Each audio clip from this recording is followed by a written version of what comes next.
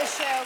EPA Director Scott Pruitt is on the verge of losing his job thanks to a string of corruption scandals. President Trump may now be entertaining the idea of firing Scott Pruitt. Imagine being too corrupt for the Trump administration. That's like being too extra for the Met Gala. I took a trip to my farm to find out if anyone in the EPA is protecting anything but their first-class plane tickets. There's so much turnover in the Trump administration that we try to bring those who've left here to my rescue farm for displaced government workers.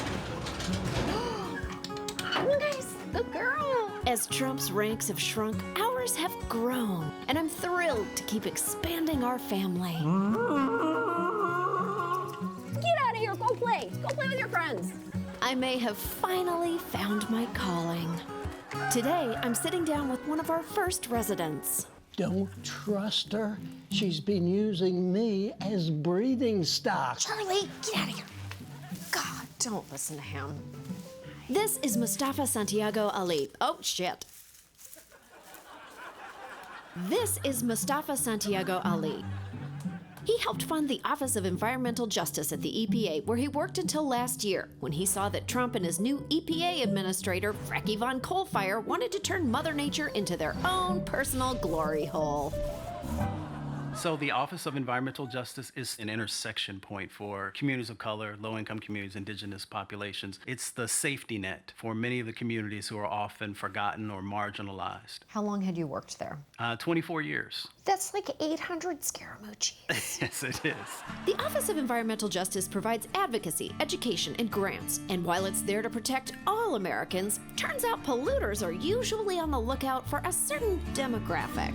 Environmental racism is when you have communities of color who, for whatever reason, seem to be the location where folks want to place all the things that nobody else wants. Like putting an oil refinery right next to a black neighborhood. Ding. Reclassifying poison as something that sounds pretty so corporations can put it in the water. There it is. Putting industrial farms in low-income neighborhoods because it brings jobs. That's another one. Building landfills instead of parks? Always. Always. I was just hoping that some of those would be just run-of-the-mill shitty, not just racist. Polluting the environment around where people of color live is a long-standing American tradition that got its start when the Mayflower dumped a bunch of white trash all over Plymouth Rock. And since then, it's only gotten worse. So when you look at Flint, what you see are young people, children who have been impacted by lead. It makes it much more difficult for them to learn because of the neurological conditions. So then, if folks can't learn, they can't get a job. So there's this vicious cycle that happens in that space. And there are over 1,000 other communities that have even higher levels of lead in their water. Across the United States? Across the United States, yes. 1,000 other communities? Yes, higher levels of lead in their water quality. That doesn't sound right. It's actually over 3,800 communities. And these two horse taints are trying to roll back lead regulations and have been taking aim at dozens of other Obama-era environmental rules, all of which will affect people of color more dramatically than anyone else. Finally, an answer to that age-old question. What the hell do you have to lose? What do you think that Scott Pruitt thinks environmental racism is? Well, you know, when he went through his Senate confirmation, he said he didn't know a whole lot about environmental justice. So when I resigned, I wrote a letter that I shared with him so that he would have a better understanding of what it was. We actually have an excerpt of your letter that I'd like Charlie to read for us. Charlie, would you read that letter for us? I'd be happy to. Thank you.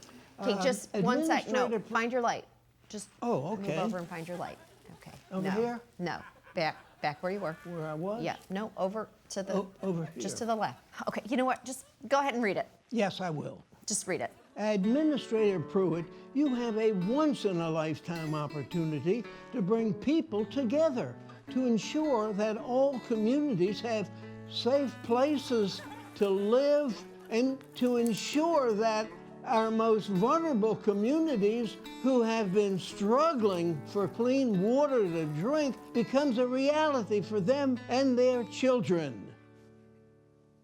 Are you satisfied? That was very satisfactory. Thank you for pushing me. Which is more likely, that Scott Pruitt took your words to heart or that he laughed maniacally while spraying crude oil in the face of a 6-year-old Native American boy? A lot of latter. That's not really fair. It was actually fracking liquid. And although Pruitt could be ousted since he spends taxpayer money like he doesn't know what the zeros at the end of numbers mean, his replacement will surely continue Trump's agenda of business-friendly deregulation at the expense of the public. You think that the Office of Environmental Justice is still going to exist 3 years from now? Do you think the EPA is still going to exist 3 years from now? As I was asking that question, my voice started getting really hysterical, because I don't know. Yeah, I don't know either. But I hope. I do too. But just in case, our gates will remain open. So Scott Pruitt, now that you're about to be thrown out on your keister, I bet you're looking for a place to lay your head down. Well, I've got a little message from my new friends at the farm. Right, guys? Frontal! Yeah, we don't want you here. Don't come here.